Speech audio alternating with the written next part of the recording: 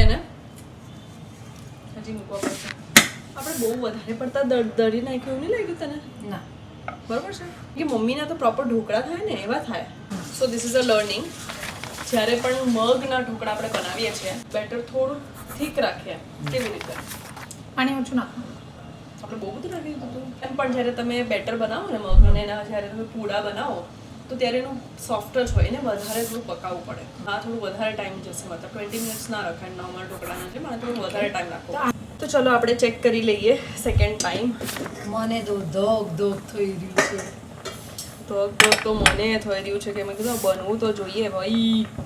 કાંઈક તો ગડબડ કરી આપણે. મારે તો દિલ તૂટી ગયું. કાઢી આવતા ટાઈમ વેસ્ટ કર્યા વગર જોઈએ એને કટકા કરું આજે જોવાના. થોડું બહાર રાખી રાખવું છે થોડું કડક થઈ જાય. ફ્રીજમાં મૂકી દઈએ જો હે થાય છે થાય તો છે એને પણ નીકળવું હોય જોવાનું હરકું યાર આ બાજુ આઈ થિંક નથી જો આ નહીં થયું ને આ સાઈડ. વાના કાઢવા માટે આ મને ખાલી આપી દે ને એક મિનિટ. જય માતાજી માં એ મારી મોગલ રિવીલ ટાઈમ. અરે મારા કોઈ નહીં નીકળું આનાથી કાઢી દો.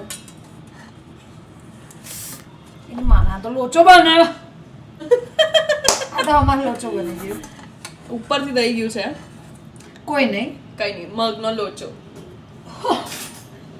જો ભગવાન આપણી જોડે તને નહીં ખબર પડતી પ્રિયંકા ખબર છે કે આપણે ટ્વિસ્ટ બનાવીએ છીએ તો એ કહે છે કે આજે મગની દાળનો તમે લોચો બનાવો. ઢોકળાની જગ્યાએ લોચો થઈ ગયો છે.